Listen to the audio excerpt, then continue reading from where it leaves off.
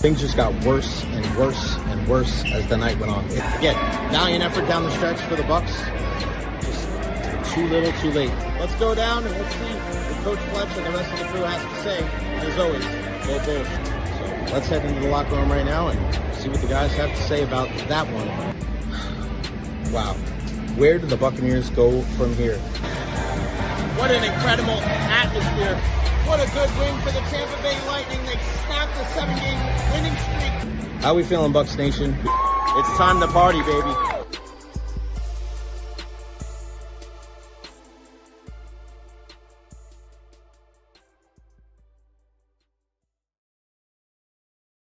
What's going on, everybody? Happy Tuesday, August 26, 2025, and welcome to the Recher podcast. Hope everybody's having a wonderful day, whether you're here in the Tampa Bay area or abroad. Look at Tobias Stark, the first comment of the day. Hot decent stream, reposted. I don't know what that means. Maybe that means you retweeted it on Twitter, but appreciate you, my friend. Appreciate you. And, of course, always want to hear from you guys. Questions, comments, concerns, leave them there at the bottom of the screen. Follow me on all social media platforms, Facebook, YouTube, Twitter, Twitch, TikTok, Instagram, and then like and subscribe on YouTube. The subscriptions have gone up the last couple of days. We've got to keep those things rolling. Look at Benny getting lunch with his dad at Tijuana Flats. I don't think you've missed a show yet, Benny. You're the best. We appreciate you. And when we get the Recher podcast, we'll definitely send you one for free.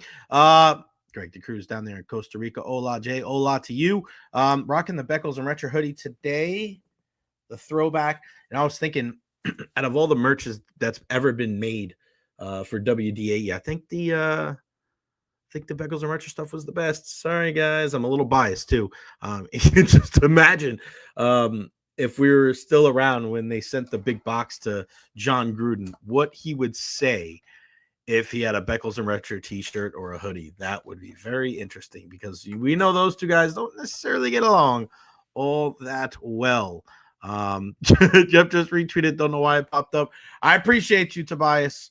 Again, I couldn't do this without all of you guys. Please continue to support the program. All the super chats, whatever you can do, donating $1, $2, $5, $10, $20, whatever you guys can do to donate to the show certainly helps out in a big, big way. And we got to thank our main sponsor here on the program. Boom, boom, boom, boom, boom, right here. Honest Hammer Custom Builders, LLC, 813-244-0956. QR code. Got to hit it up.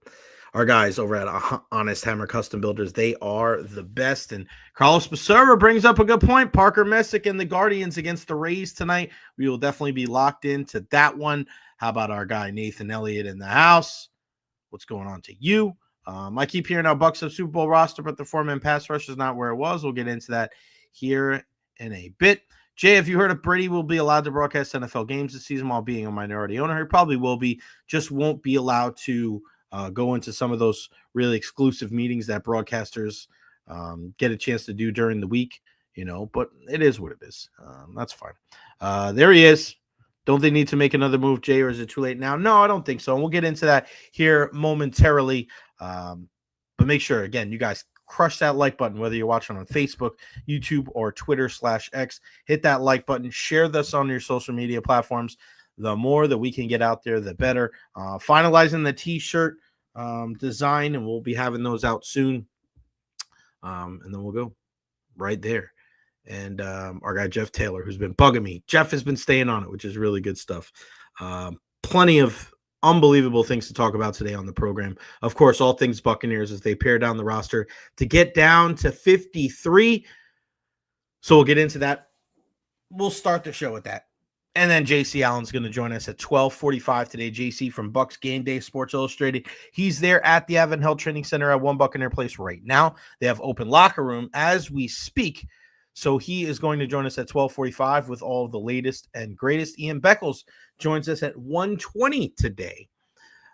Couldn't make it yesterday. He had a day at the DMV, but he's here today. He will join us here on the program. And at 12:20, this could not have worked out any better. At 12:20, our guy Nathan Bond is going to join us from Bay Area Examiner. And I wanted to have Nate on the program today to discuss the USF opener against Boise State on Thursday. But did you guys hear the news about Jim Leavitt, former USF football coach, gentleman that is going into the Hall of Fame this fall? He gets arrested on battery and grand theft charges. Misdemeanor battery and felony grand theft. He was arrested early Monday evening. Wow. That is bonkers. What happens for his Hall of Fame status? We'll discuss that with Nathan Bond at 12:20 today. Wow. And there were some people that were wondering. Is this the right move? And we brought this up on the program, and this certainly does not help him. We wonder if that'll change his Hall of Fame induction. Christopher Cole, afternoon peeps. What's going on, buddy? No rumor.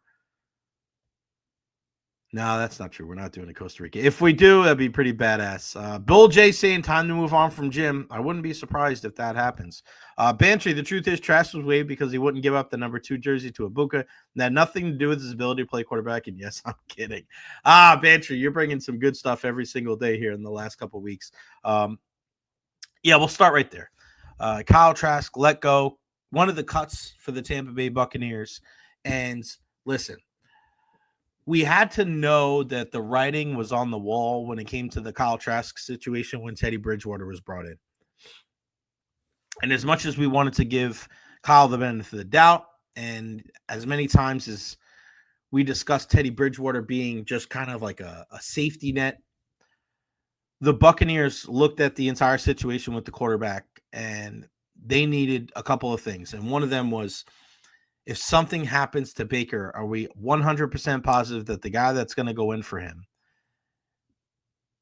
is going to be able to kind of tread water, keep this ship afloat until Baker comes back? They did not have that confidence in Kyle Trask, and there were some really ugly practices early on in training camp, and you just looked at Kyle and you're like, oh. And part of the reason why he did stand out so much when they eventually signed Teddy is because of that, because some of the practices were not good. And we know Kyle's strengths. We know his weaknesses. But it just comes down to experience. I mean, Teddy's been in this league for a long time. He's a coach.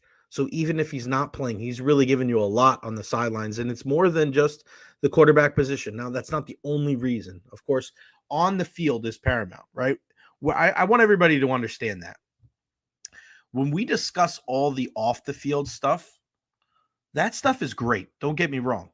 But if they don't think that Teddy could be the guy to help them on the field first and foremost if something happens to Baker, he's not here. He's not here. All that other stuff is an added benefit. You love what he can do as far as being a sounding board for Baker when he comes off the field. Hey, man, they blitzed, and I had no idea what I was looking at out there. Teddy can be a nice voice in that room to help Baker. Also, he can be that guy to kind of help out some of the other players on the team, too. We already saw it with Bucky Irving. Teddy can impart some of that knowledge on some of these other dudes out there. And I don't think it's, I just, you feel for a guy like Kyle Trask, but he didn't get a ton of opportunities to play. I mean, just kind of the nature of the beast when you're playing behind Tom Brady and Baker Mayfield. Will he get picked up by somebody else? I think so. I mean, you thought the Raiders would have been a good spot with John Spytek and Tom Brady out there, but they traded for Kenny Pickett yesterday, so that's not going to happen. But I don't think Kyle Trask's time in the NFL is done. There's going to be other teams out there that are, injuries happen, and especially in the next 24 hours when there's so much player movement. Don't be surprised if he gets picked up, because they're going to like a guy like that in the room. He's a good dude. He's been around, right? I mean, I know he doesn't have the NFL like playing experience, but he's got experience of camp and playing, throwing to Mike Evans and Chris Godwin. So I think he would be a nice addition to a team that sorely needs some, more experience than what they got there in the quarterback room. Nathan Elliott, the Tuesday night indoor crew. Remember, practice was a bad night for Trask. 4 passes went into the stands. He did not look good. Chris Cole, Raiders had a lot of interest in Teddy B when their backup got injured, and that's what they couldn't risk losing him. Tobias Stark with a good question. Do you like the depth at LB, or should the Bucs bring in a guy like Chad Muma or Isaiah Simmons? Greetings from Munich, Germany. Thank you, Tobias. Yeah, I mean, Isaiah Simmons is one of those guys that we've seen the last couple of years after his tenure with the Cardinals. I mean, he had some decent games with the New York Giants. I mean, he's a guy right now that's a situational pass rusher. He's going to come in probably on third downs. He's a real athletic guy. I don't necessarily know. I think Zadarius Smith is another guy to certainly keep an eye on. I would like for them to throw numbers. Those are positions you throw numbers at, right? Corner, pass rush, wide receiver. Those are the three to me. You don't have to throw numbers at the offensive line, right? You know who your five guys are going to be. And ironically, or ideally, you would want those five guys to be your five guys the entire season, right? We kind of know what your, safety position is. You're going to keep those two guys on the field. But corners, depending on what package you have, and wide receivers, guys go in and out. Same thing with the defensive line. Don't be surprised if they can open up some spots that they end up bringing in some guys to be able to rush the passer. But looking at some of the guys that ended up getting cut yesterday from the Buccaneers, I think one of the biggest ones that surprised a lot of people when you look at it. All right, so the Buccaneers, Todd Bowles has confirmed that John Bullock, Marquise Watson, Ryan Miller made the 53 in part for their special teams value. Okay, there you go. People were wondering, all right, Jackson out, Bullock in, why? Ramirez out, Watson, why? And I think we kind of know with Ryan Miller. I don't think there needs to be a big time explanation there. Ryan Miller has been a guy that's been so solid the last couple of seasons for the Bucs. I mean, he made some nice grabs when Evans and Godwin went down in the middle of the season last year, and he just continues to show up in the preseason, regardless of who the quarterback is. So you might rely on him for a couple of grabs early on in the season when you know that Jalen McMillan and Chris Godwin are not going to be part of the equation there. But John Bullock, the undrafted free agent out of Nebraska, and Marquise Watts, who's been here the last couple of years, I mean, that's going to be another one of your guys that's going to step in at the outside linebacker position. I look at that spot, and I know you guys are just asking about it, with Hassan Reddick and Yaya Diaby, Chris Braswell, Anthony Nelson, and then you look at a guy like Marquise Watts. He's in flashes, he's shown some good things, but you're going to need more. You're going to need for that guy to be able to step up. They have to get to the passer with four guys. I mean, it's paramount. That is going to be one of the biggest things. Todd Bowles spoke on keeping Teddy Bridgewater over Kyle Trask. He says, obviously, Teddy brings experience, but he brings a wealth of knowledge. He can command the offense right now. Him being older has a lot to do with it, but him being accurate and understanding what we're trying to do has a lot to do with it as well. Bowles also says on Desmond Watson, the door is not closed on Dez. They will circle back on Watson in a couple weeks. If you don't practice, you're not making the team. And, I'm thinking about this whole Desmond Watson situation, right?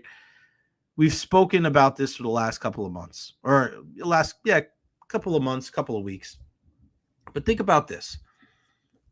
You guys remember the video I posted a couple of weeks ago with Desmond Watson walking around the practice field barefoot? It's funny because after I posted, you saw how many other people posted after. That was pretty much like the last day we saw him do anything. And I don't know if there was negative feedback from that, or they didn't want to subject him to social media. People were still taking pictures and videos of Desmond Watson every day when we were out there. But after that day with him walking around the practice field, this dude didn't do anything when we were there. He was just kind of standing there. He wasn't walking around. He wasn't obviously participating in everything. He was just standing there watching. He did as much as me and you at training camp, me and Nathan Elliott. I don't know what the deal is with this kid. And we had Scott Carter on from FloridaGators.com last week, and you get worried for this young man and his lack of motivation and his lack of work ethic. I mean, dude, you have every opportunity to lose weight. I mean, these people are trying to give you an out. This is something that's going to help your well-being. Forget about just your football career. And this dude did not really show much at all. I tried to look. Every time I saw Des Watson, I'm trying to look does he look skinnier? In your mind, you're trying to okay, maybe you can convince yourself, he looks better today. He just didn't, man. I wish that for everybody out there that had a problem that could affect their health and well-being. Had a professional sports franchise be willing to give you an opportunity to help yourself as a player and as a person. My God. I mean, part of me thinks that Todd Bowles, it's just wishful thinking, and part of it is just trying to be nice to the kid. But holy smokes, man. I just, whoa, rough. Todd Bowles says he expects Sean Tucker to be back soon. Benjamin Morrison nearing a return to practice. So hopefully both of those guys will be available for the beginning. Trying to look at some of these other things. Josh Williams also made the initial 53. That is a guy, and I know there were some people out there speaking about Josh Williams, like, no way they'll keep 4 running backs. Now they are. I'm telling you, man, you have to listen to what coaches say and what they don't say sometimes. Because from what they had to say about Josh Williams weeks ago, before we even saw him in that final preseason game, you could tell there was something about this kid they really liked. And then when he got his opportunity, he made the most of it. This is a guy that's going to help in the return game, I think, and added insurance policy, regardless of what happens with the running back position. I got Bucky Irving on my fantasy team, and I'm looking my fantasy team, and I know people, don't like it when people talk about fantasy teams, but I'm talking about mine now. Damn it, I don't really care. My running back room last year was Saquon Barkley, Bucky Irving, Rashad White. So it was good. I handcuffed Rashad White with Bucky Irving. Then when he started, I ended up putting him in, and we know what Saquon did. But it's a keeper league. So I don't know if who do you keep, right? You're obviously not keeping Rashad. You got to keep Bucky and Saquon. But again, guys, I'm keeping an eye on Bucky Irving and his health. And I wonder if the Buccaneers are keeping an eye on that too, right? Are they keeping an eye on making sure they don't overload him with too much early? Because he had 3 different injuries last year. Not 3 injuries that were recurring, 3 different injuries. And I'm just wondering if they have, that in their mind. Got to take some of the onus off him, run Tucker a bunch, run Rashad, and get Josh in there when you can. Nathan Elliott, I burnt more energy at one of the practices I attended than Watson would have been lurking around in the 5 we watched him at. Do they keep 4 tight ends? I think they do. And I don't know if you count O'Keefe, right? He's kind of like that H-back, fullback, tight end kind of guy. You keep Cade, you keep Cope, you keep Payne Durham. That makes a lot of sense to me. Dave Velasquez, Morrison was crying while he's saying he wouldn't let us down. We've been let down so far. It's tough to say that we've been let down, Dave. I get what you're saying, but it's tough to say that we've been let down by a guy when we haven't even seen him in a regular season game yet. So I think that's a little unfair. However, I get the gist of it, because this is something that I've been saying about him for a while, is what you don't want to start talking about with young players is their health from the beginning. Very rarely do guys become less injury prone as you get older. It's just kind of father time and mother nature, all that kind of working against you. Nick Bowen, waving Garrett Green may come back to hurt us. Some sneaky good rookie OLBs on the waiver right now. I mean, Nick, it's hard to say that waving a guy that would be wide receiver 7 or 8 would come back to hurt you. I don't agree. I like him. He's a nice little player, a guy that's learning the wide receiver position. Hopefully he gets back to the practice squad. I don't see how that happens. Good luck in your fantasy draft. You got the 5th pick. Be smart. Be smart with your selections. That's for sure. We'll see what happens.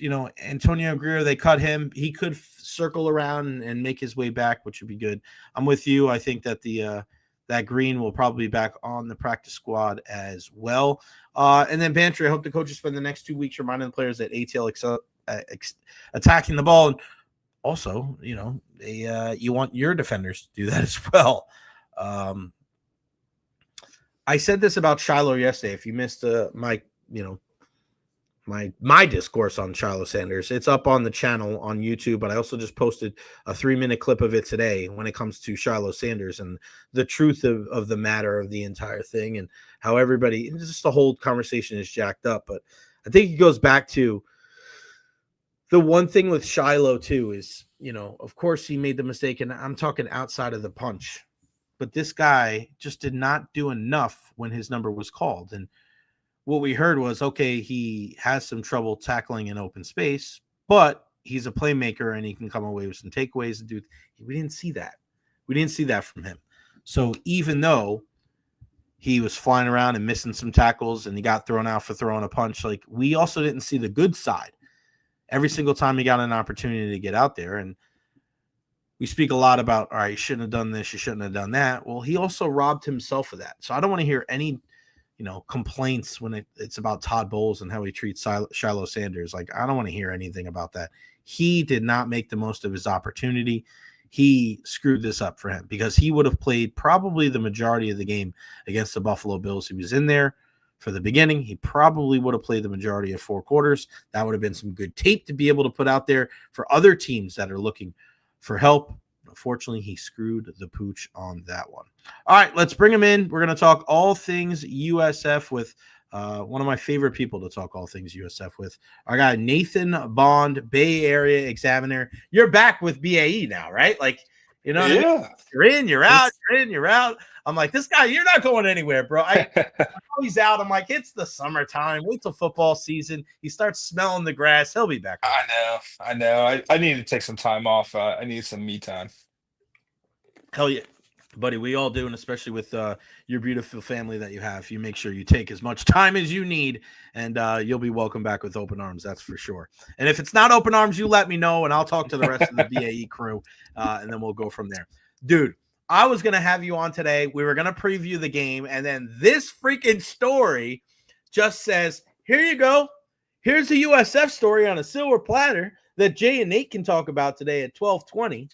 Jim Leavitt, my goodness, arrested on misdemeanor battery and felony grand theft charges.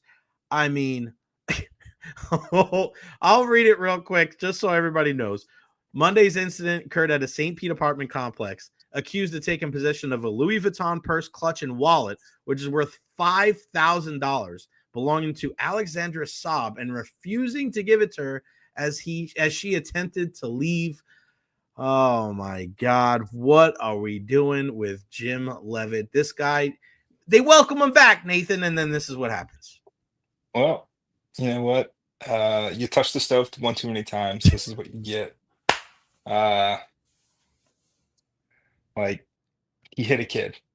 Yeah. And you're bringing him back. Like, I don't know. I'm probably the wrong person to like be level-headed about this. Where did you fall up? Where did you fall on that original story? Because listen, I had this conversation when the news first came out about him getting inducted to the Hall of Fame, and some people said, "Oh, you're beating a dead horse," and blah blah. And I'm like, wait a second.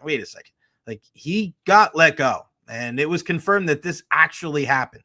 This wasn't hearsay, and I feel like in sports, people tend to brush things under the rug if you've done something good for them. We've seen it with John Gruden, and now we're seeing it with Jim Leavitt. It's like, oh, well, you brought us some success, so yeah, all those other stuff, we're going to kind of just like forget about it and ignore it. But it's hard not to think about that, Nate, and think about his impending induction into the Hall of Fame this fall when something like this happens. Yeah, it doesn't make a lot of sense, right? It was all true. Every single part of it was factually correct. He did try to intimidate players to lie for him. Judy Genshef tried to just say, hey, admit you did it and we can work on this. Mm-hmm. And he just steadfast refused. He got fired, never, ever became a head coach again for obvious reasons.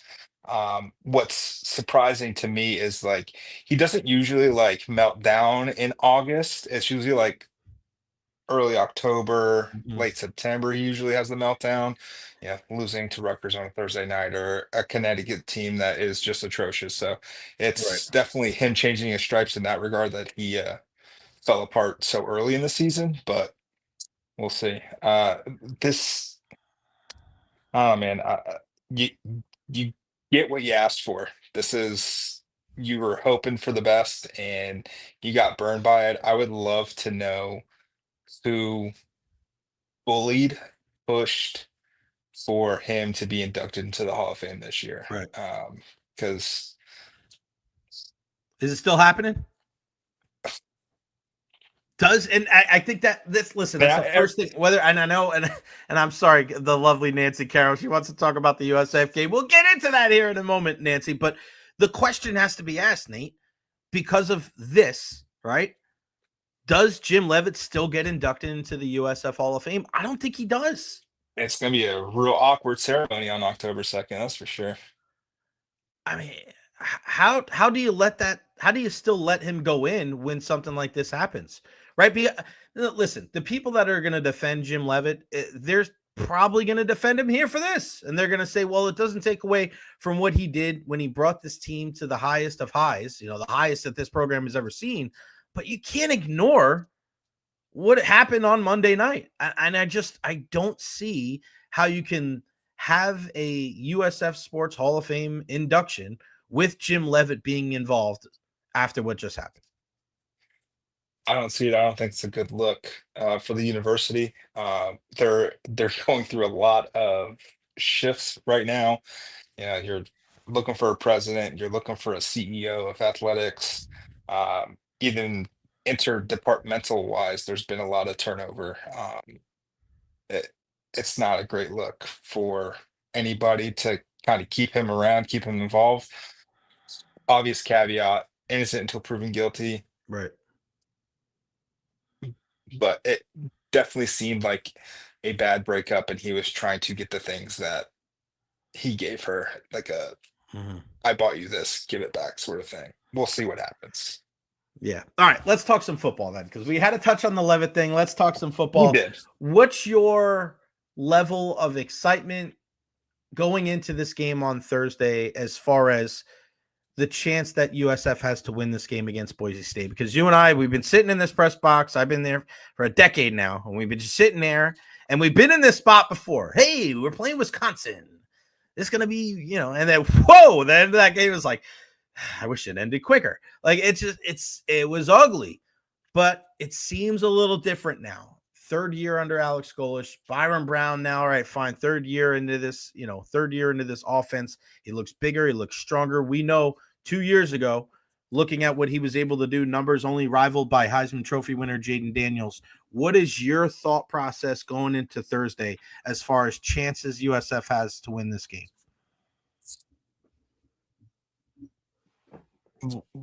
Less than 50, more than 15. Okay.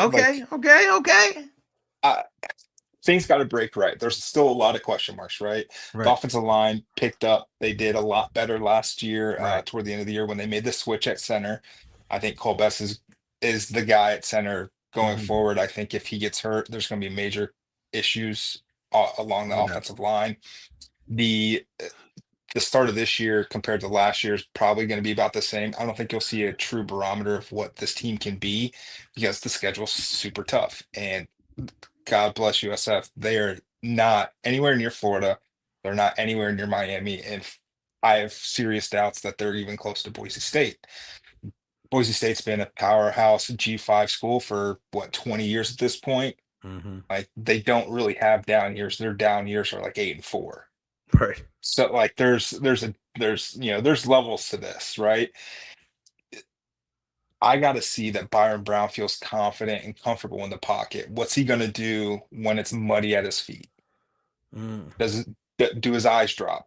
That's what I'm looking to see. I think that's basically what the coaching staff is also looking to see. Like, you can only simulate so much of that in practice. He hasn't been hit in almost a year. Like, what's he going to do? Like, is he going to there's just some like shell shock a little bit. You break a bone in that kind of gruesome-ish way that he did against Tulane. It's going to be kind of weighing in the back of your mind when it's always messy in the pocket. Is he going to want to dip out, which is fine because he's an excellent runner. He's bulked up. He's massive right now. I think he's like 6'3", 231. I think 220 of it is muscle. Like, the dude is built. But will we see it? Will we see the new weapons? Who's going to be his security blanket? He's never thrown a pass to Keyshawn Singleton in a game that he's caught. Like, no catches. All of Keyshawn Singleton's catches were with Bryce Archie, who's with the Reds. You got to turn over at running back. Like, that three-headed monster last season was no slouch. I think they totaled like 1,700 yards combined, close to 20 touchdowns. Like, that was a great stable of running backs. Does Alvin Isaac step up with Sam Franklin and Cartavius Norton? That's a big question. Defensively, you're bad until you're not. You got to prove to me that you're competent for more than a Mhm. quarter and a half. We haven't seen that yet. Do the influx of the D line talent transfers help? Does it worry you that they brought in some guys after spring ball a little bit? Does the back end prove that they're capable of tackling in space? A lot of question marks. I don't think we'll actually have a full answer until middle of October. Just three different wavelengths between Boise, Florida, Miami, and USF is not quite there yet.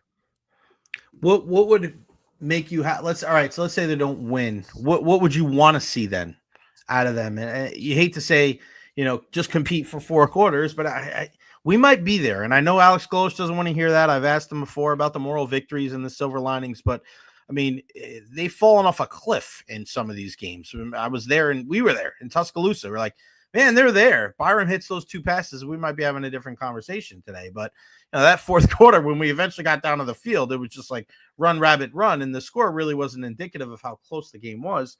But we also saw that, against Miami, at Raymond James Stadium. So is it just competing for fourth quarters and staying within one score? I hate to say that. And I know Alex Golosh doesn't want to hear that, but I mean, that's got to be a step forward if they do that Thursday night, no? I agree. You gotta be at least semi-confident for 4 quarters, and they haven't been able to really do that against a good team. They were able to dominate Charlotte, but then you go and get beat by Rice. So like, what what are we really? What is Mhm. this team? There's been no consistency. I know Alex Golish has harped on being consistent. I think the entire press conference on Monday was about the fourth quarter and being consistent. They just got to get to the fourth quarter and have a shot. 'Cause I Mhm. honestly don't know what they're capable of in the fourth quarter against these higher level opponents because it really hasn't happened often enough to say one way or another. Is it just talent? Is it coaching? It seems like it's talent in the first 3 quarters because they're not being able to even get into the fourth quarter. We'll see what happens. But I fear for what the fan base is going to do after week 3. As far as the team as a whole, Alex Golish, Byron Brown, what do you think? I think the expectations are way too skewed.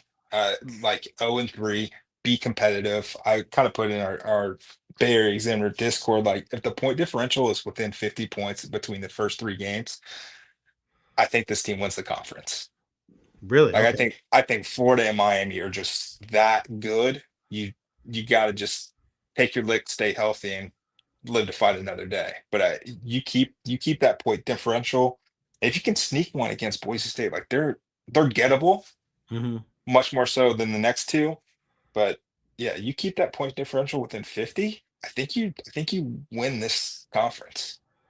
So those are the That kind of shows the some competence. realistic expectations for the Bulls in the first 3 games, pretty much. Yeah, I think like you go 0-3 to start, you can still finish 9-3 and you win the conference. Like that Right. that that's on the table. And it's definitely something to kind of keep in the forefront now. If they lose to Charlotte, or they don't Right. dominate Charlotte because Charlotte's just maybe the worst team in the conference Mhm. right now. Like if you can't beat them, like beat them like you did last year, then you've got some question marks going forward. But I don't see that happening.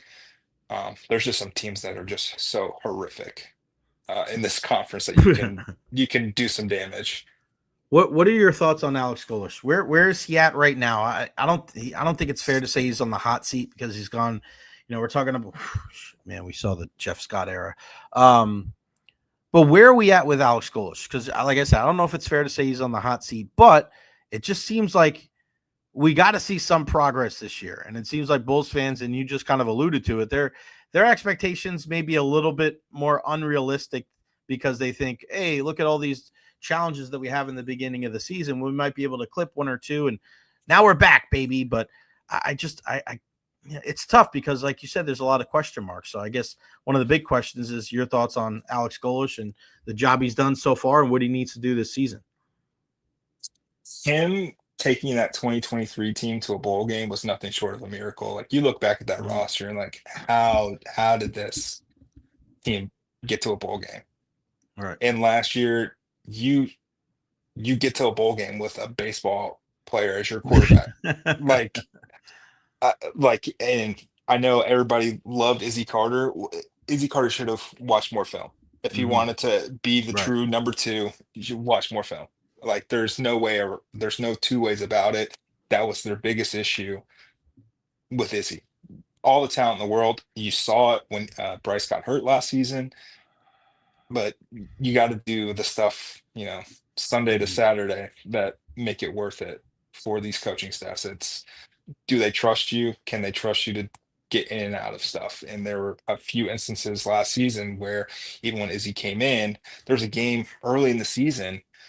Uh, Bryce, the game was over. Bryce had already taken off his uniform. They were doing some like kneel down stuff, and I think they either had to burn a timeout or they got a false start because he was in there because people weren't in the right position in the huddle.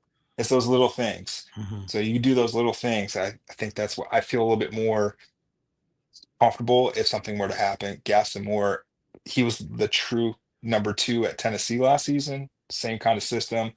I think they love Lachlan as well. I feel more comfortable this year than I did last year with the QB room. Yeah, like you said, you had a guy throwing 95 there. Shout out to Bryce Archie for sure. He did everything he could, but his future is certainly on the mounds. Before I let you go, I want to ask you about the state of USF as a whole. When do you think we could see a new CEO? Do you think that comes before or after a new president for the school? So what's interesting is I think they're kind of waiting for Florida at this point for the president. They just announced that they're just going to stick with an interim president and then pick up this search in 2026. So I'm going to assume that's going to postpone USS presidential search. I think the state of Florida is trying to kind of get everybody on the same path, same spectrum of type of president. So I think they're going to wait to get the flagship essentially Right. of the state taken care of, then go to USF and go from there. So I think you'll see a CEO probably, like mid-October. I think that's probably fine. Yeah. Okay. I mean, there's Any really not. Who you thinking, internal or external? If they go internal, I'm burning it down. He's Seth Rollins burning it down. You don't want the internal at all. No, God, no. You need somebody who can raise money, make money. They don't need to know the way college football is going, and college football is the thing that the engine for college athletics going forward. It doesn't matter who you are, what you think. They've got to make sure that there's money flowing in. They've got to do everything they can to put football in the right spot. They need to raise money. Like that, the announcement that they put out about we're going for the CEO was the most private equity, like AI chat box, let me get out a press release that I've ever seen. I wouldn't be surprised if it's someone from like a private equity firm that is going to be the new CEO, just in charge of getting money in the building. Got to do it, man. It's about fundraising more than anything now, isn't it? Yeah. The schedule makers, they can have GMs like the AD, the CEO doesn't need to be responsible for the day-to-day stuff anymore. They'll get their own GMs. Andrew Warshaw's kind of overseeing a bunch of stuff anyway. Mhm. He'll handle the football stuff. They'll get some scheduling people, and the CEO is just going to be right approving or denying the budget at this point. There you go. Nate the Great, Nathan Bond from Bay Area Examiner, always bring in the heat. Somebody said Bull J86, Nate throwing flamethrowers. You got that right. That's how he rolls, buddy. I appreciate your time. Thank you. And I'll see you Thursday night at Ray J, brother. Appreciate it. All right, brother. See you then. All right. Nate Bond, man. This is why we bring him on the show, baby. Touching on a little bit of everything. He's all over it. He really is. And he brings up a good point. Gotta look outside, man. Gotta look outside. Bring somebody in, some new, some fresh ideas, somebody that has connections all over. Forget the country, all over the world. You never know. I mean, look at what the Lightning did. Benchmark International Arena.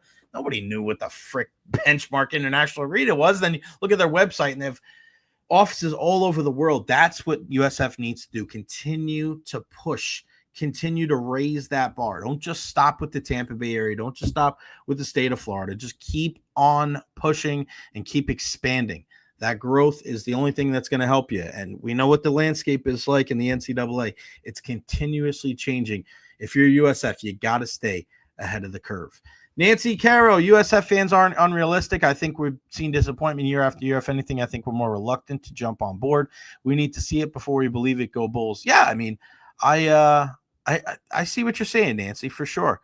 I think some of the people that think that they're going to go 3-0, maybe that might be a little bit unrealistic, but I hear what you're saying. The Wiz Benchmark HQ is literally next to my office. I'm staring at it right now. You're one of the few, brother. You are one of the few. Hey, before we get to our guy, JC Allen, he's going to join us here in 5 minutes with an update from the Avon Health Training Center at One Buccaneer Place. I want to take a look at thehonesthammer.com. Guys, our number one sponsor here on the program. God,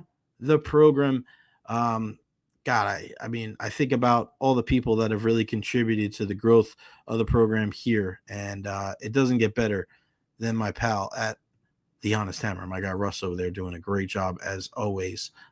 My internet's moving a little slow, so we'll just talk a little bit about them right now. 813-244-0956. Scan that QR code.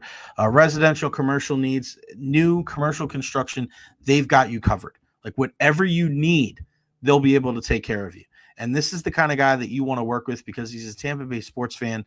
This is a guy that is a local business owner, and he has invested into us right here on the Jay Recher podcast, and he is not somebody that is going to let you down. We're so worried nowadays when we're doing these new renovations to our bathroom or our kitchen or any of these new constructions. You know, you get worried now because you hear these horror stories about contractors. You get these, you give money and all of a sudden they disappear. That ain't happening with Russ, man. His name and his group is all over the place. I'm actually going to one of their job sites on Thursday morning to see what they're all about, one of their new custom builds. So again, follow me at Jay Recher, but the Honest Hammer Custom Builders, LLC, these are just great people. You want to make sure that you trust people. Listen, your home. It's not just your house, it's your home. And if you're going to make any kind of, big time life altering changes, you want to make sure you're working with a company that you trust. And again, I wouldn't trust anybody else than our friends at Honest Hammer Custom Builders, LLC, thehonesthammer.com, 813-244-0956. And again, tell them that you heard it right here on the Jay Recher podcast, and you get yourself a discount. You can't beat that, man. You really can't beat that. And real quick, we'll take a look at the website. There we go. I'm just looking at some of these new builds that they've come up with already, man. Kind of incredible. Look at these houses. Unbelievable. 813-244-0956. Honest Hammer General Contractor Company, CGC 153116. Shoot them an email, thehonesthammer@gmail.com. Again, 813-244-0956. Tell them that you heard it right here on the Jay Recher podcast. Follow me on all social media platforms, guys, at Jay Recher. Right now, when you have a chance, kill that like button, whether you're watching on Facebook, YouTube, or Twitter/X. Like and subscribe. Tell your mother, tell your sister, tell your brother, tell everybody. Tell everybody. No practice again today. My goodness, the baseball practice. It's been so wild, and that's why I'm wearing the hoodie today. It's certainly been hoodie weather, right? I mean, my gosh, it's crazy. No practice again today. I mean, I've been on a baseball field for like the last 2-3 months, and now it's been a couple of days. It's been wild. And Hammer, tell them, too many scammers out there. I don't know how to do that. You're the man. Forget the scammers. Go with the hammer. Boom. Listen, I'm coming up with a lot of things. Forget about the lying hammer. We got the honest hammer. Forget the scammer. We got the hammer. We need to make t-shirts. We got to get this rolling, Russ. We'd be all over it, buddy. I can't wait. Some really, really good stuff there. TheHonestHammer.com. Again, tell them that you heard it right here on the Recher podcast. JC Allen from Bucks Game Day is going to join us here momentarily to talk all things Buccaneers as we limit down everything with this team getting down to 53. So not only the Bucs have 3 undrafted rookies, making all 3 started out as walk-ons in college. John Bullock in Nebraska, Josh Williams, LSU RNM back, and Georgia State tackle Ben Chukwuma. So really, really good stuff, man. And that's just what, when you think about it, that is what USF is all about. For as much as we talk about I mean, excuse me. That's what the Bucs are all about. So for all we say about Jason Light, when it comes to his ability to draft, the relationship with Bruce Arians and Tom Brady, his ability to find these undrafted free agents and to be able to not just have them on the practice squad, but on the 53, it's pretty incredible. I mean, the talent analysis, these guys that work together to be able to fortify this roster and to build that 53, like they're really, it's so impressive to me. And it's not just Jason Light, it's his entire crew. And as we've seen with the Rays and we've seen with the Lightning, with Matthew Darch now getting the job with the Islanders, and you're seeing with John Spytek leaving for the Raiders, like this is what happens. This is what happens when you start building these teams and a lot of people have something to do with it and you have success. Greenberg was close to leaving, right? Or close to going and getting another job. But man, the way that the Buccaneers have been able to kind of band together to build this group, I mean, it's really, really cool. And you see it again.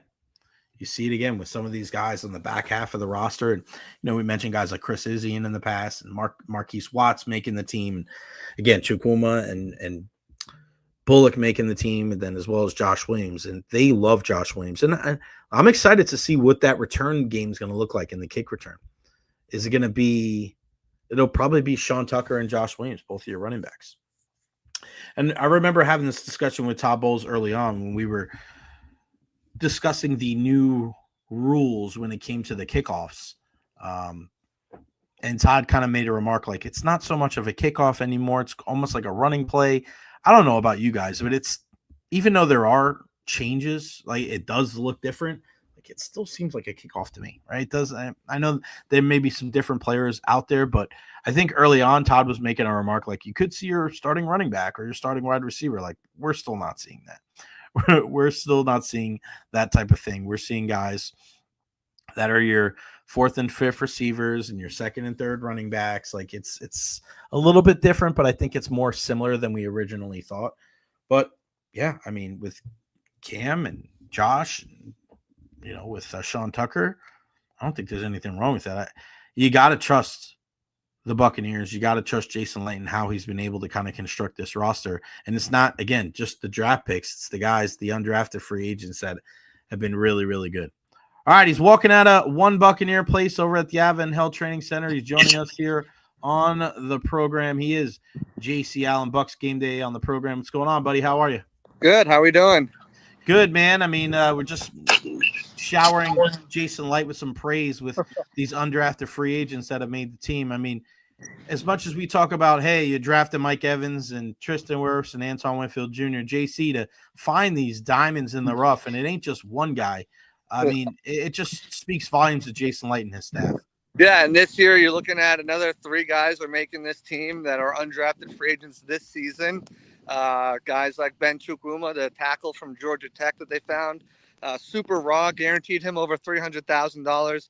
Really like what he has and what he's shown.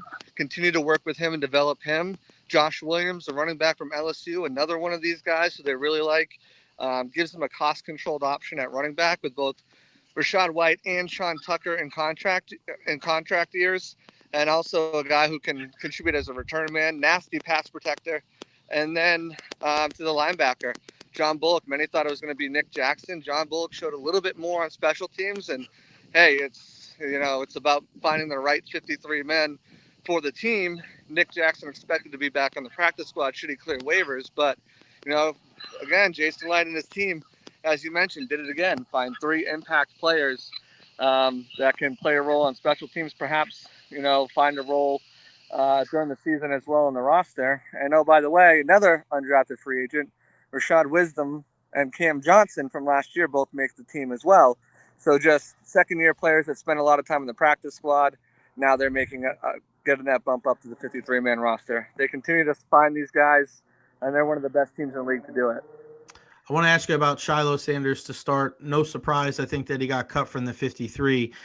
Chances that he is brought back on the Buccaneers practice squad, or is he probably going to look somewhere else? Yeah, he's going to probably go somewhere else. I think the Rosenhaus brothers are hoping that he's claimed by another team. I'm not sure that's going to happen.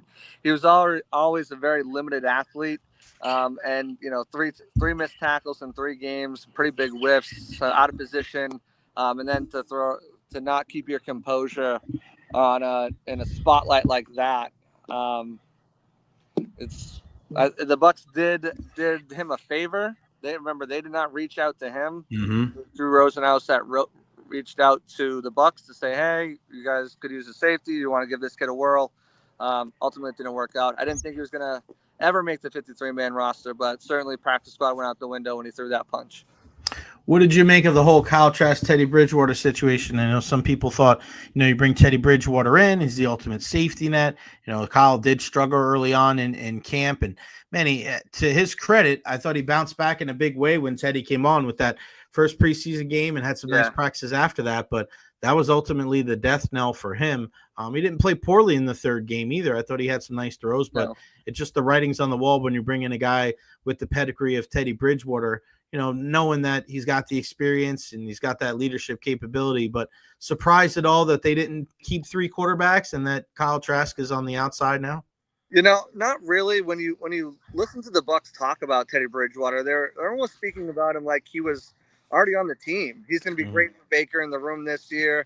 And that's when you thought, okay, so he's going to go on the practice squad, right? That's when everyone kind of pivoted to thinking Trask wasn't here to compete, or Bridgewater wasn't here to compete necessarily, but here to kind of be that third guy in the room, a la John Wolford was for and Blaine Gabbert, kind of some of those guys, Ryan Griff, that third quarterback to be that extra eyes and ears in the room, especially with his experience. As we got closer, that kind of shifted, and Bowles was kind of non-committal and almost went out of their way not to praise some of the things that Trask was doing. So the writing was on the wall, and I think if you go back and listen to those press conferences, Jason Light came out to have a press conference when Teddy Bridgewater is being signed. Usually that doesn't happen with just normal. It didn't happen for Julio Jones, when he was signed. Didn't happen for some of these other people. So you knew it was kind of a big deal, and you knew the history too. If you studied the Bucks that year in the draft, they are heavily interested in Teddy Bridgewater. And then 2020, we all knew he was door number 2 behind Tom Brady. So to have him here, I think they feel really comfortable. And again, this is a team that is preparing to compete for a Super Bowl, a win-now team.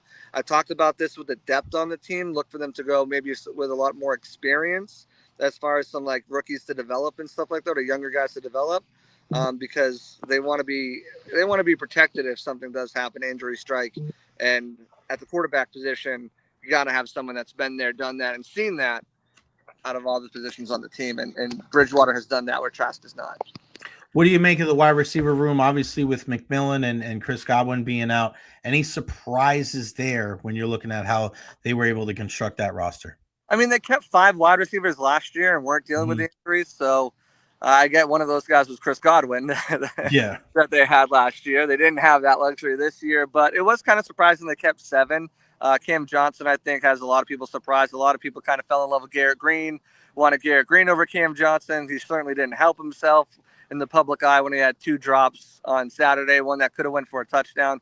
But he did have a nice 30-yard catch and run. He did have, I think it was a 32-yard punt return, so they like him in that capability. You also have to think, too, when they're keeping guys on the roster like this, they kept Marquise Watts, they kept Cam Johnson.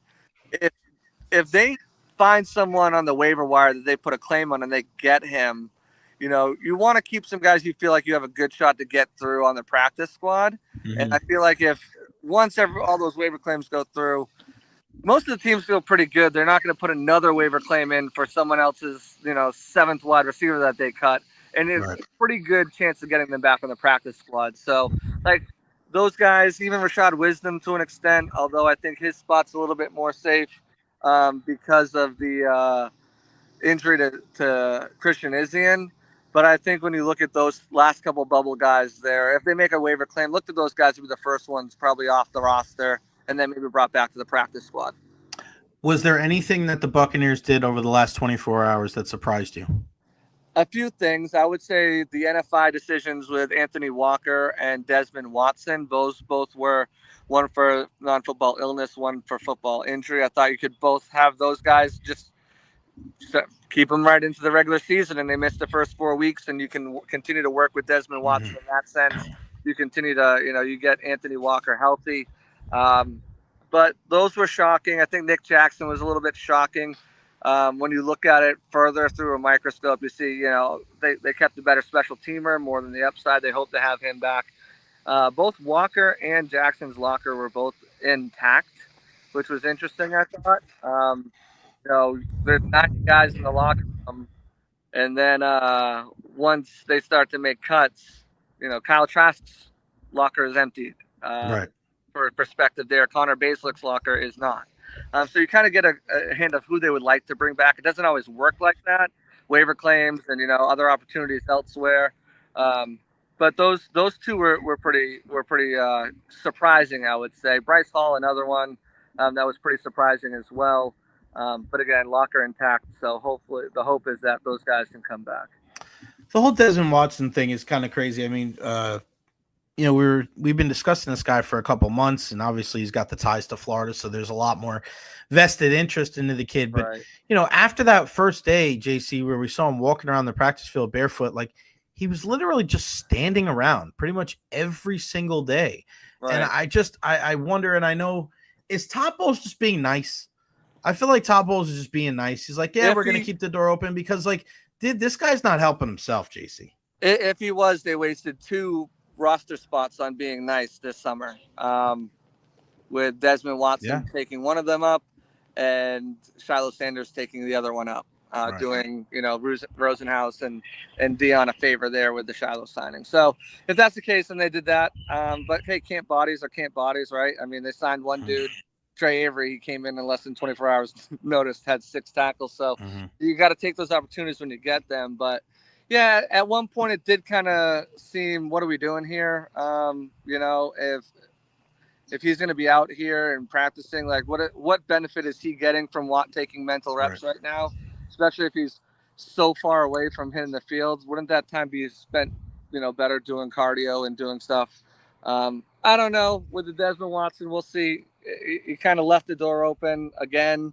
After saying we've got a plan for him, and then the plan turned out to be him not being on the team. It was a little shocking because I thought they had that avenue where they didn't have to pay him on the NFI list either. But, he said it best today. You can't make the club from the tub, and he couldn't get down. He had 121 days to get down to a certain date that they targeted.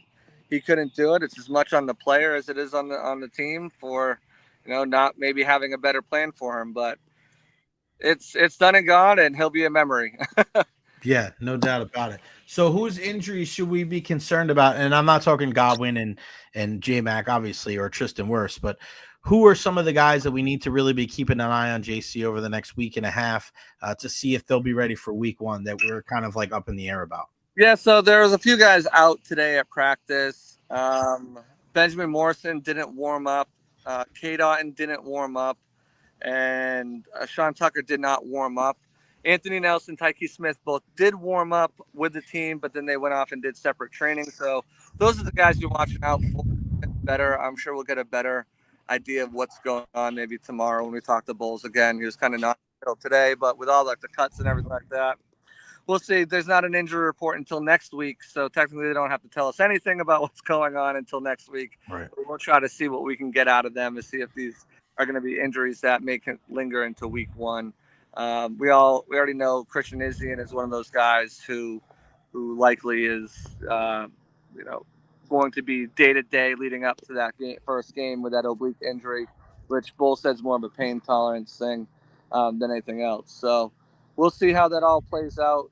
But I don't think this team is relatively healthy for where they're at right now. Even though we were talking about last week is how banged up they're at cornerback. A lot of those guys aren't on the roster anymore. All right, before I let you go, man, give me a kind of a prediction on when we could see Godwin, Wirfs, and McMillan back with this team. McMillan, I think the standard is past the week 9 bye. So second half of the season, I think as we get closer to that, we'll find more about how his recovery is going and if that timeline will speed up or slow down. So he's the biggest one. There's a question mark. I would expect to see Godwin by week 4, maybe Wirfs by week 3. Just kind of depending on what Charlie Heck does. I don't think there's any rush to get Godwin back, but I Mhm. think you'd like to have ultimately you'd like to have them both back by that Eagles game. I feel like you might feel like you can survive that Jets game, but I think Tristan might be ready to be back a little sooner than Chris Godwin. We've seen Wirfs move around a little bit, nothing dynamics or anything like that. We really haven't seen Chris Godwin kind of out there on the field that much. So, just by feel, I would say probably Wirfs before Godwin, and then McMillan is something that we're just going to have to wait and see as it gets closer. And who are you putting the belt on now that Naomi gave it up? I like to give it to Roxanne Perez, to be honest with you. Oh, wow. I like Stephanie Vaquer to have it too. I mean, I wouldn't mind one of those two, but I think you can take some time to build up one of those two women with feuds with Bianca, with feuds with Io, with feuds with Rhea, and build them up to a bigger superstar other than just put it on a superstar. So if that's what I'm doing, not that the WWE is hurting for female wrestlers, superstars, because they have, especially on Raw, they have a handful of them, but I think that's the way I would go. And then you can have all these sort of battles. You can revisit Roxanne versus Bayley, and then ultimately when Liv comes back, Roxanne versus Liv, Judgment Day splits. And I think that's the way it's almost like a blessing in disguise, I feel like, because you can give Roxanne a short 4-month run or something like that. And the concern was, do you take the belts off Liv and Roxanne with the whole Liv story? Now you put a rocket ship on Roxanne with Dom, have that heat up a little bit, and then you have Liv in the background waiting to come back and do these stories with the said wrestlers, superstars I said already. I'll give it to Roxanne. Vaquer's going to have a very, very long time to show her reign and championship, but let's give it to the Prodigy. I think she's earned it. I like it. Yeah, and then the long-term storytelling with, you can use everybody to help her win, and then Liv comes back, and then it's like she wants that title. I'm all about it, buddy. All about it. JC Allen Bucks Game Day. Check him out at JC Allen NFL. I appreciate your time, my friend. Thank you so much, and we will talk again soon. Thank you. Absolutely. Thanks, guys. See you later. All right, buddy. JC Allen all over it, buddy. Bucks Game Day, that whole crew, man, they do such a great job covering our team here in the Tampa Bay area. And if JC's on, we're talking a little wrestling too, baby. That is the truth. All right, so let's take a look real quick. Rays win last night. Guess who hit a home run last night? You guessed it.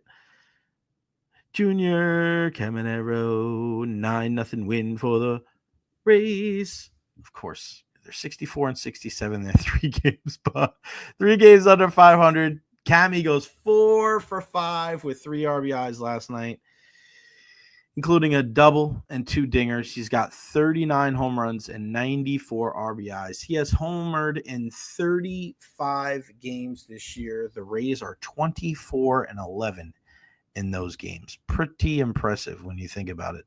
Ian Seymour gets to start 5 scoreless innings from him, a hit, a walk, and 8 Ks, and then scoreless from Clevenger, Baker, and Englert. So, it's kind of crazy. Cleveland looked like they were a team that was going to, all right, held on to some guys, right? You didn't trade Stephen Kwan. And, man, they've gotten shut out 3 games in a row. They're literally a half game ahead of the Rays. It's just been a wild baseball season for sure. But tonight is going to be fun because you look at the matchup, and the Rays are going to be going. They have their issues. They have their issues with left-handed pitching.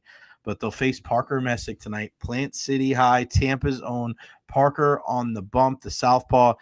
Really good performance in his first game in Arizona against the Diamondbacks, and he goes up against Shane Baz. And Baz with an 8-10 record with a 5.22 ERA. And I was having this conversation with somebody the other day about the Rays and some of the things that Steve Carney, our pal Steve Carney. The Rays have to get to some point where the pitching has to change and it has to improve again, because for so long we said pitching and defense. Yeah, it's great, but you weren't able to figure it out with Taj Bradley. Doesn't look like you're figuring it out with Shane Baz. I mean, Pepio's been good this year. He's been solid. He's a bulldog. You have good performances here and there, but Boyle struggled, right? Seymour, good outing, but where are we at? Where are we at with Kyle Snyder? Where are we at with Kevin Cash? Where are we at with this team? It's got to be better. It's got to be better. They have to take a real hard look at what they do and how they go about their business, because again, we're getting farther and farther away from 2020. And we keep talking about it. And I hate doing that. But we did the same thing with Randy Arozarena last year. Well, Randy did this and Randy did that. Okay, well, it's great. And he's a great guy. But, he has to show on the field that he's close to that 2020 playoff performer. Because if not, he's just kind of a league average type of guy. And last year he was phenomenal. Then he makes the All-Star team. He gets traded. He makes the All-Star team again this year. It's just like, damn, man, he gave up on the guy too soon. For what? For what? I just hope going forward that the Rays really focus on trying to keep their guys in-house, and they really put an onus on retention of their players that fans really like to cheer for. Because I'm being honest with you, for all the people out there that think, the new owners are going to come in, they're going to swoop in September, October, November, and that things are going to change next year. It's not. It's not. It's not. Sorry. Wait, is this true? Hold on. Wow. How about that? Breaking news when it comes to football and when it comes to the world. It looks like Taylor Swift and Travis Kelce are engaged. Where is Dolan right now? Guys, I got to be honest with you. Dolan knows this. Our guy Dolan, UPS driver, he's driving around right now. And Dolan parked his truck. If you see a UPS truck somewhere in the Tampa Bay area and it's parked on the side of the road and you don't see where the driver is, it's because our guy Dolan is out there driving. Well, he's not driving. He's parked on the side of the road, and he went to the back, and now he is boo-hoo crying because he is so happy about this news. Breaking news, Taylor Swift, Travis Kelce, they are engaged to be married. Let's clap it up for him. Clap it up for him. And a big thank you to our friend Lyndon Blake. Dolan, I knew it. I was seeing if you were paying attention. Dolan's there. He's crying. And I heard that Dolan is going to help put together the bridal shower. Dolan is actually going to work on trying to make sure that everything gets transported from one place to the next. So, nobody happier than our guy Dolan that Taylor and Travis, they are engaged to be married. Good for them. They announced on their Instagram, your English teacher and your gym teacher are getting married. How beautiful. Good for them. Oh, a coordinated post on Instagram. Watch out now. That thing is going to go viral. How great is it? Adam Schefter. Adam Schefter for ESPN. This is what your career has come to, Adam. Taking freaking screenshots of Instagram posts of pop stars and football players getting engaged. Bet you didn't think you were going to be doing that when you signed up to be an insider for the NFL. That is great. And I can't wait. Ian joins us in about 12 minutes. We are going to ask Ian Beckles what he thinks about Taylor and Travis getting engaged. I know he's so excited. He's so excited. You know what we should do? We should buy if he's 4XL or 5XL, I want to get Ian a Taylor Swift t-shirt. 4XL, 5XL, if they make him that big, and see if he would wear it. That would be crazy. How much fun would that be if Ian is a Swiftie or a Swifter, right? We've learned the difference between Swiftie or Swifter, and there you go. Let's take a look at some of the other big news in the NFL. It's hard to think that you're going to get, and it's how great is this on ESPN.com. I just looked at the main story is Travis Kelce is chasing another ring. How he slimmed down for what might be his last ride. Well, he is chasing down another ring, but obviously, that's not the biggest story of the day. It's the ring that he put on the finger of Taylor Swift. It's still not on ESPN.com. Come on, get it together.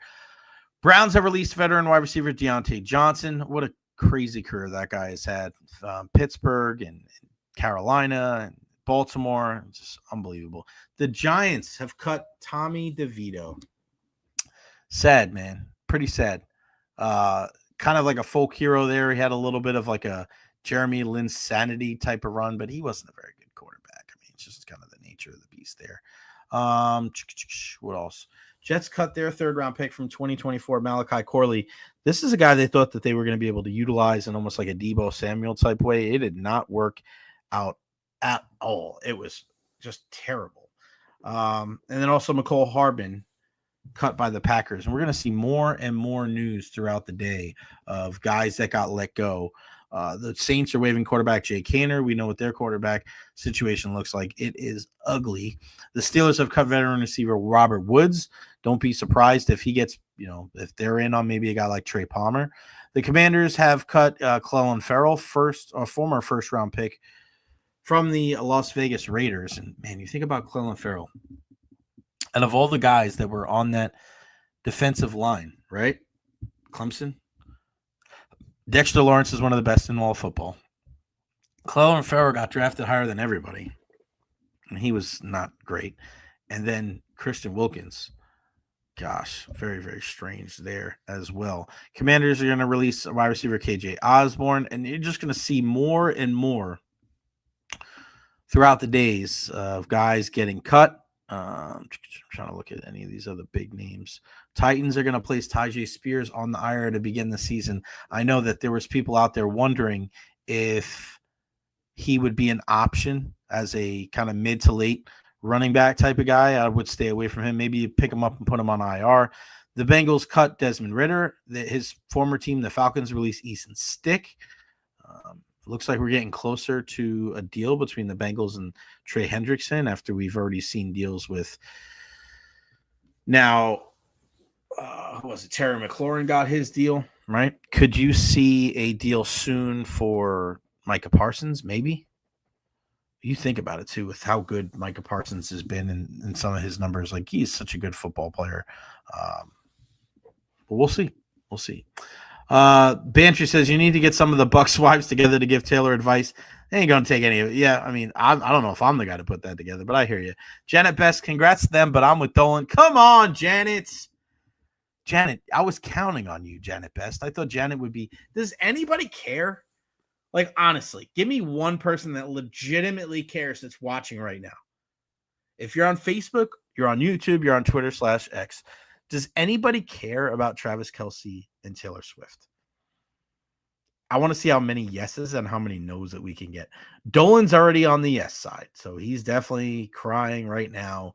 He's posting it, but that's why Dolan's not posting more than he usually does, is because Dolan right now is on Instagram taking screenshots. Just follow Dolan. I'm going to tell people to follow Dolan on Instagram. Yeah, follow Dolan on Instagram, and there you go. And just watch his story, because he's going to be all over talking about Taylor and Travis Kelce. Just trying to make sure that we're on board with all this stuff. It's so funny. Greg Allman, Jenna Lane, Josh Pate, Adam Schefter, like everybody and their mother, Jordan Schultz, Ari Miroff, all of these people. My God. Jamamola, Eileen Natchuk. It's so crazy, man. And you're looking at this and you're just, all right, well, we'll retweet this here and retweet that there. And people are just, whether you want. All right, here we go. Look, Dolan's wife cares. Okay, there we go. Benny's sister cares. Richie P doesn't care. Dolan, wife cares. No, I was late for class because I was on the phone with my mother for the first hour. Jeff Taylor. No, get that off my football coverage. Listen, maybe we should do a t-shirt like that, Jeff. No, get that off my football coverage. That would be pretty funny. And then Bantry says, no, heck no. Not one person saying yes. That's kind of the world that we're living in, though, right? I mean, you think about it. I mean, pop culture, anytime there's an opportunity to mix pop culture and sports is going to try to do it. And we see that with the WWE. We see that with sports all the time, where they bring in people that are guest hosts or, singing the Star Spangled Banner or banging the drum at the game. Like, we see that all the time. And it is just, this is the ultimate story. This is one of the biggest stories of like our generation, whether we like to admit it or not. I mean, think about that, right? Andre Agassi with Brooke Shields, right? David Justice and Holly Berry. You think about all, over the years, Dennis Rodman and Carmen Electra and Madonna and all these things, right? This is one of the biggest ones in history when it comes to athlete and like pop star. You're right, Hammer. All right, let me ask you guys that. Give me as many examples of sports stars and I don't want to say just pop stars, but like actors and outside of the sports world when it comes to celebrity pairings. I mentioned already Andre Agassi and Brooke Shields, David Justice and Holly Berry, Dennis Rodman and Carmen Electra, Dennis Rodman and pretty like 8,000 other women. Who else are we missing? Big time athletes and another popular. I'm thinking maybe Tom Brady and who was the first actress that he was with? Jason Sehorn and you know what I'm talking about. Jason Sehorn and the actress he was married to. Tony Romo and Jessica Simpson. There you go. SRQ Tom. You're all over it. Tony Romo and Jessica Simpson. Mike Fisher from the Nashville Predators and Carrie Underwood. There's another one. You can't say like Blake Shelton and Gwen Stefani because they're both pop stars. But I'm talking more about these famous athletes and their celebrity wives. I'm trying to think. Who am I missing, guys? Here we go. Russell Wilson and Ciara. Weird, awkward as I hear. Yes. That's another one. That's another good one, buddy. You're all over that one. Yeah, and you can't really say two athletes either. So we're not going to say, and not two athletes. So you can't say like Julie Johnston and Zach Ertz or Darren Waller and Kelsey Plum. Like that doesn't really work. Or like Megan Rapinoe and Sue Bird. That doesn't work. But there's been a lot more examples of, Joe DiMaggio and Marilyn Monroe. There you go. We're going in the Wayback Machine, baby. All the way back there. Wasn't Chuck Finley and Tony Katayan? Wasn't that something in the 80s and the 90s? Roger Clemens and Martina McBride. There's another one. I'm just pulling these all up. Derek Jeter and the whole roster of women with Mariah Carey and Tyra Banks. That's probably the best one, right?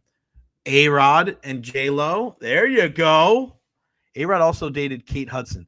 I always thought it was very strange that the only season where A-Rod really did anything in the postseason, and where it seemed like when you put the dates together, it might have been the only season he wasn't doing any type of steroid HGH kind of thing, was 2009 when the Yankees won the World Series and he was dating Kate Hudson.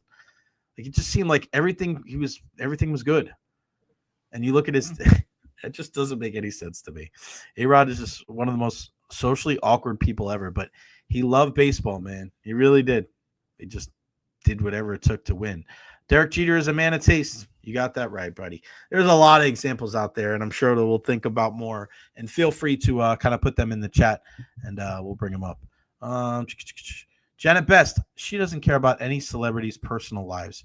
She gets just as annoyed at Matthew McConaughey on the sideline of the Longhorns games. He is a guy that really has injected himself into University of Texas football. What I don't really get. Did he go to Texas? I know he was the coach at Marshall. That's a good football movie. When we talk about good sports movies, We Are Marshall is a really good one. And you think about some of the actors that were in that one and just the overall storyline and them going to West Virginia at their time, their main rival, and going to Bobby Bowden. And Bobby Bowden gives them carte blanche to take a look at everything and all of their offense and running the veer. So that was really cool. And some of the things that we really didn't know about that whole story. But wow, just imagine losing that many people in a plane crash.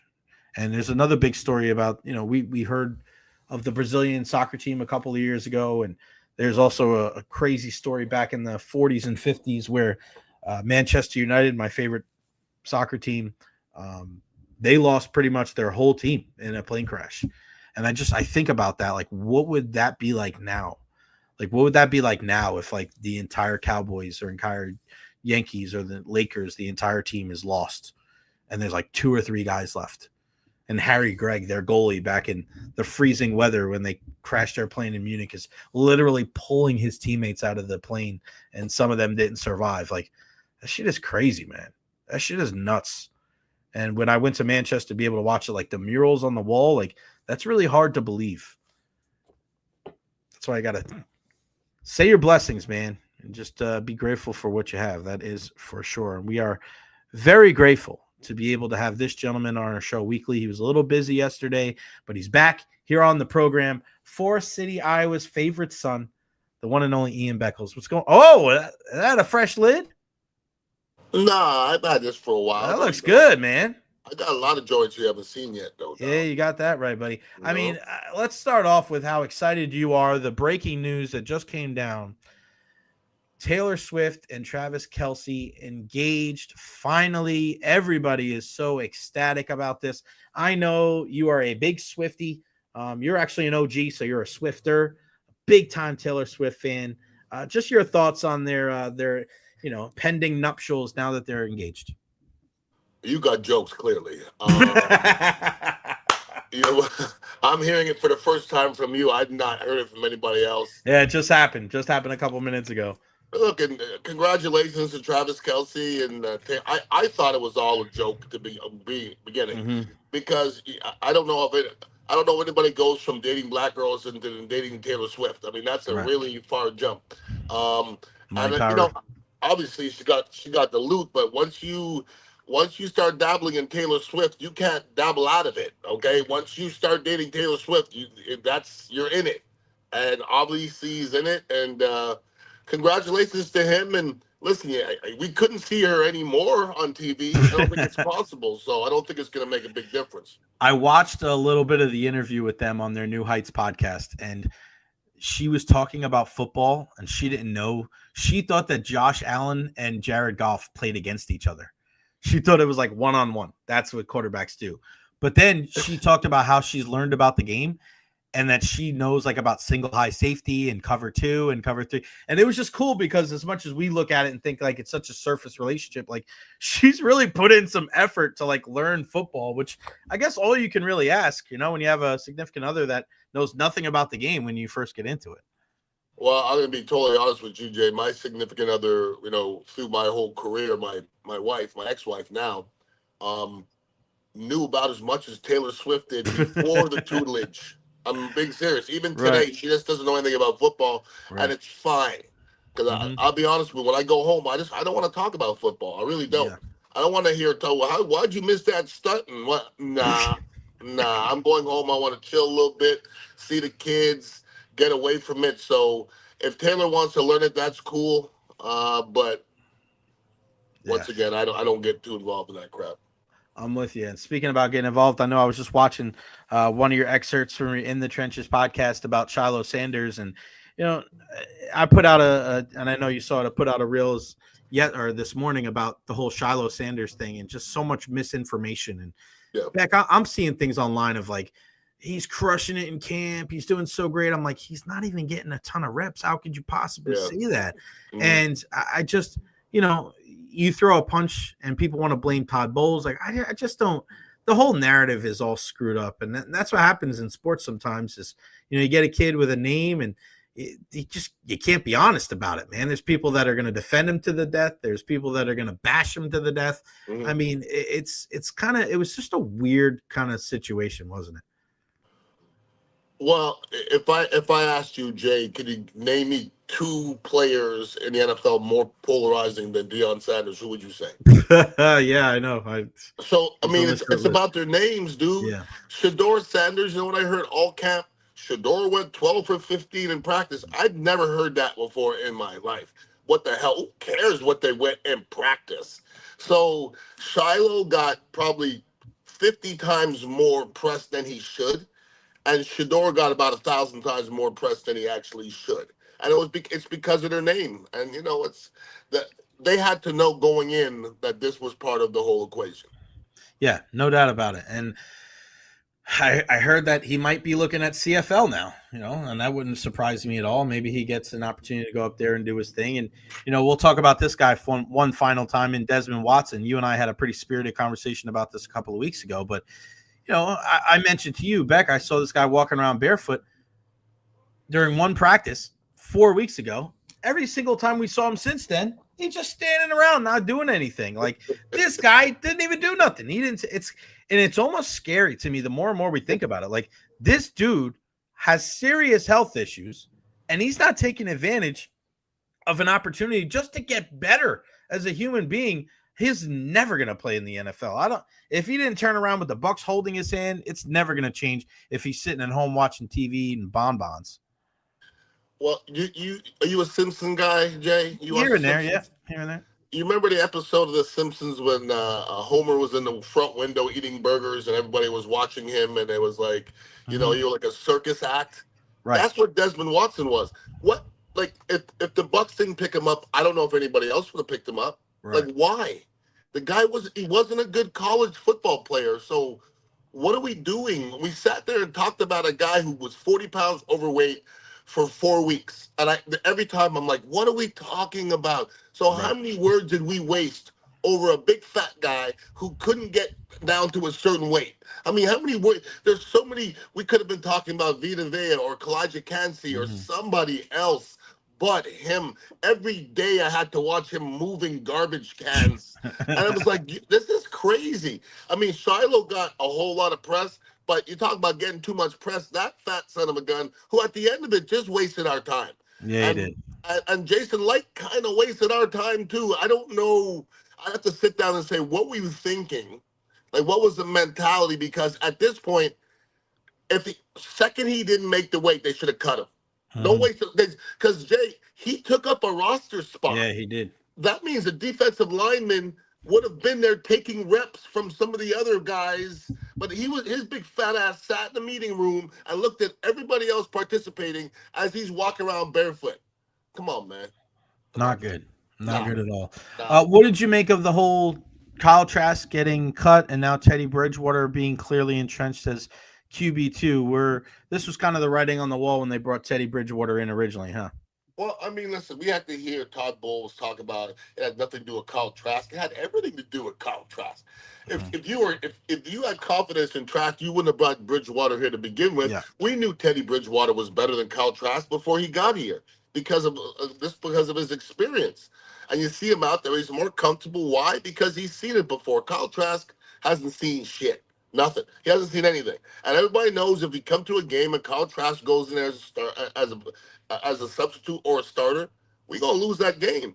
Yeah. So this Buccaneer team is too talented to go into a regular season thinking, well, don't worry about it. Baker's going to go through the whole season because that's not the way football works. And if Baker goes down week 2 and you have to go with Kyle Trask for 10 weeks, you're out of the playoffs. But we have Teddy Bridgewater.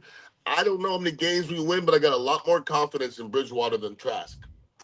What is it like right now on days like this, knowing that the roster's got to get cut down and you're there, at the facility and you're seeing, teammates left and right kind of just saying their goodbyes? Like, how awkward is that? I mean, we see that maybe in times like, obviously what happened like with iHeart and like just, businesses all around the country, but they have the Turk, right? We know how the NFL is, where it's just like this type of, this time of year, this kind of thing happens.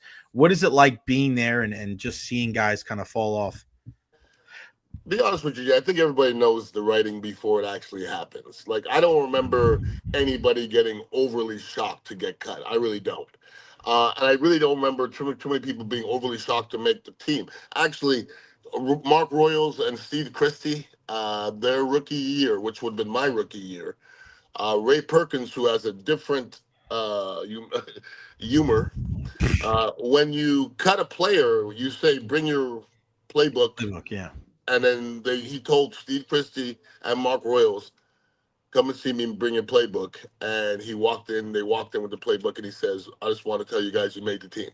So I guess that was a surprise. But other than that, when guys get cut, it's usually not like just in practice where people are overlapped. They usually get cut and they just disappear, and that's it. So yeah. It's not that often you lose your brothers. When you're going to get cut, I think you feel like you're going to get cut. What's that feeling like after the fact, though? Knowing because, like, especially you spend training camp, and it was a lot more obviously intense when you were at training camp, when you had the 2-a-days and the 3-a-days, and you go through, a lot of, tough days, especially here in the Tampa Heat. What is that like after the fact when guys are gone? Like, how long does that last? Obviously, you got to move on because the regular season is right around the corner, but there's got to be a little bit of like, damn, like, was there anybody out there that you remember that got cut that you were like, damn, sucks that guy's gone? I don't have time for that. Yeah, you didn't care. Well, I didn't say I didn't care, but when I walk up and my locker still says Ian Beckles on the top, all the rest of it really doesn't matter. You feel bad for people. If you can play football, you'll go play football somewhere else, so you'll still have a job. If you can't play football, go become a UPS driver or something like that. But listen, that's you can't fake football, so you get what you deserve. Shout out to our guy Dolan, big UPS driver that's tuning in all the time. One What's love. the most important thing that you want to see in week 1 against the Atlanta Falcons when it comes to the Bucs? I would like to see them establish the fact that they're a hell of a running football team. Like last year, they ended up a really good running team, and in an odd way, without the mentality. Okay, they just ran the ball well, but they didn't really pound people. You know what I mean? This year, I think with Chris Godwin being down, obviously with with Tristan Wirfs being down, I don't want to see anybody throw the ball 40 times with Heck at left tackle. I don't know what he's going to do. But if you can run the football from 3.5, 4 yards a carry, that's a son of a bitch to stop. Okay, and that makes everybody around you better. So I want to see them establish themselves as a running football team because that goes forever. Okay, you could throw the ball, but on a good pass rush, like the Kansas City saw in the Super Bowl, you're in trouble. You got to be able to run the football. And on the other end of the spectrum, we have to be able to rush the passer. If we don't rush the passer, it'll be a long, long season.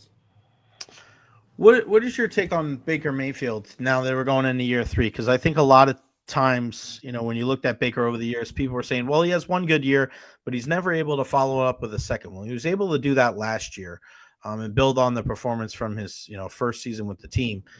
But now it's a year 3. Do you have any reservations about Baker Mayfield? And I'm not talking about him as a leader, but just as his ability as a quarterback to be able to make the necessary plays to get this team to where they want to be. And that's, in and winning another Super Bowl. Nope. I've seen 2 years of it. I'm good. I mean, it's about a progression, all right?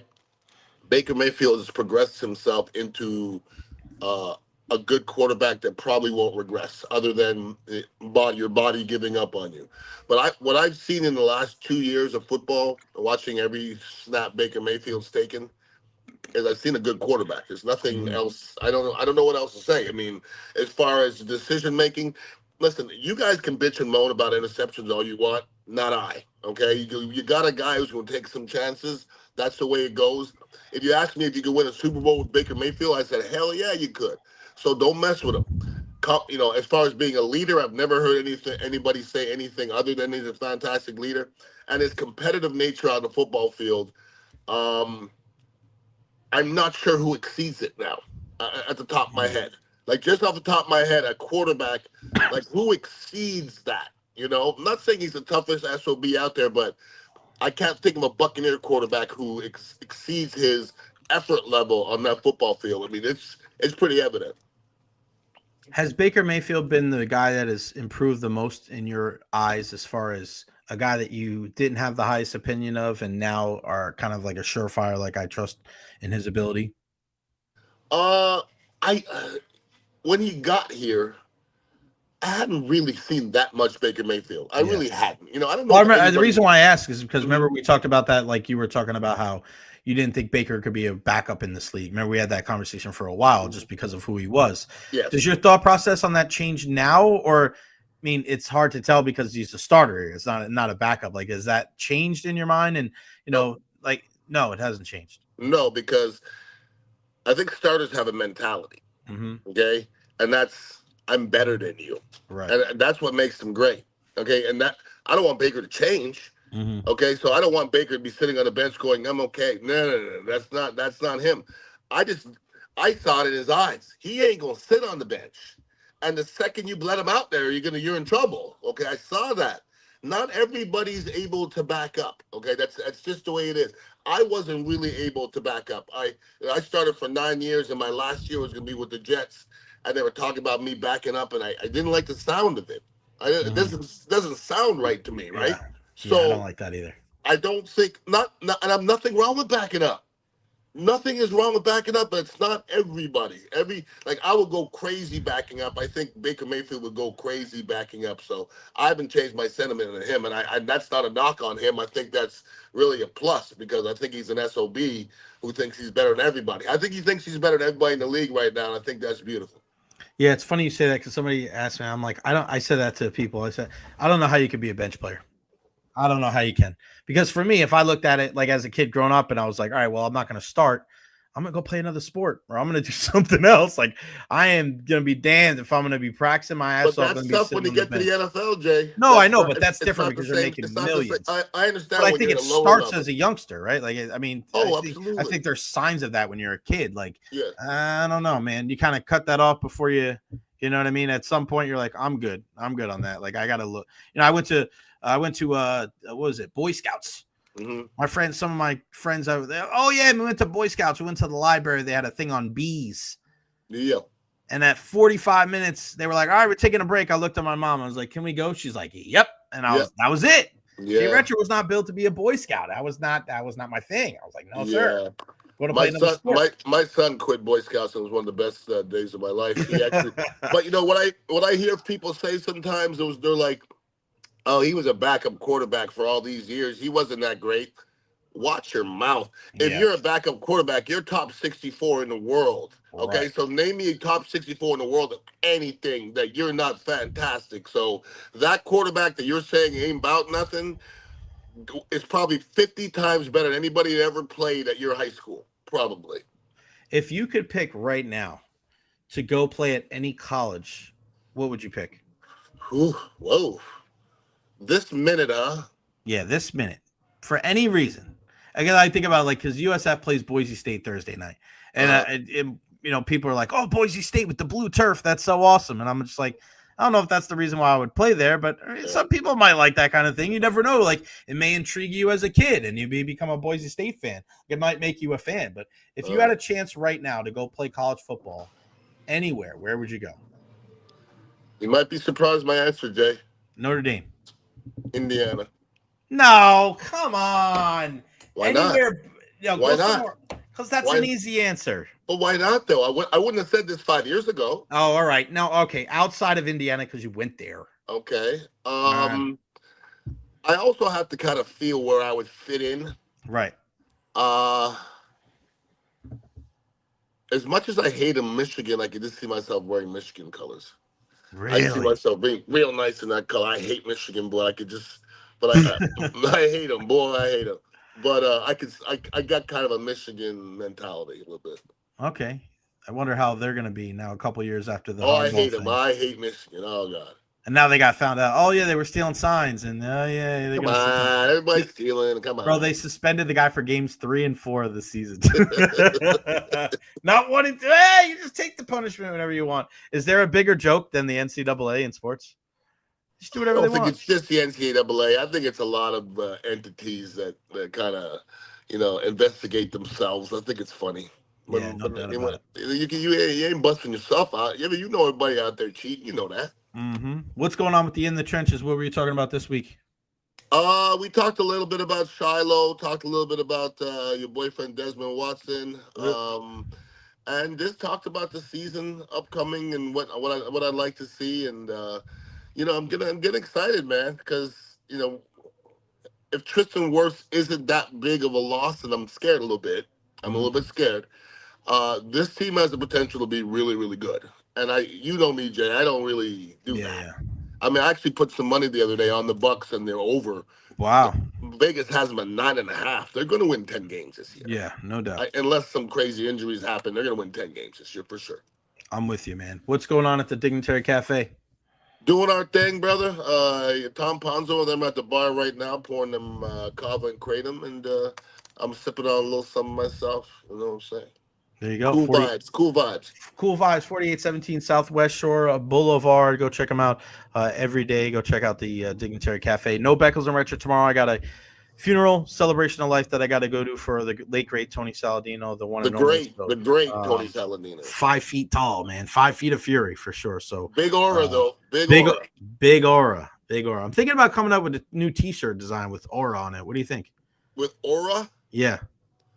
For him? No, just to come up with a shirt. In general? Yeah. Okay. I like to start. Like the start. See? Yeah. I'll buy an aura shirt. I was thinking about getting you a Taylor Swift shirt, but I don't know if they make them in 4X. Ian _Beckles on Instagram. Go check him out. Beck, I appreciate you, buddy. I'll see you tomorrow. We'll talk next week. All right, brother, man. Peace. One love. The one and only Ian Beckles. Always a good time with him. Yeah, unfortunately, can't do the show tomorrow. Got the private ceremony for Tony Saladino tomorrow, and then the one open to the public on Friday, and then there's another service on Saturday morning that I'll be at. I'm actually speaking at. So, yeah, interesting week here. Great stuff. All right, guys, that's going to wrap it up for me today. I don't know if we have any. Tomorrow's Wednesday. I don't know if we have anybody locked in for tomorrow. Thursday, we have Nick Kelly from AlabamaAL.com. So, yeah, we'll be chatting with him. And then Friday, Jordan Listro, the captain of the Tampa Bay Sun, she'll join us on the program as well. A big thank you to Ian Beckles, JC Allen, and Nate Bond for joining us on the program today. Make sure you follow me on all social media platforms, Facebook, YouTube, Twitter, Twitch, TikTok, Instagram. I'm everywhere. Like and subscribe on YouTube as well. And, of course, a big thank you to Honest Timer Custom Builders, LLC, 813-244-0956. Scan that QR code, and they'll be able to help you today. A big thank you to everybody for tuning in. We'll see you tomorrow at noon right here on the Jay Recher Podcast.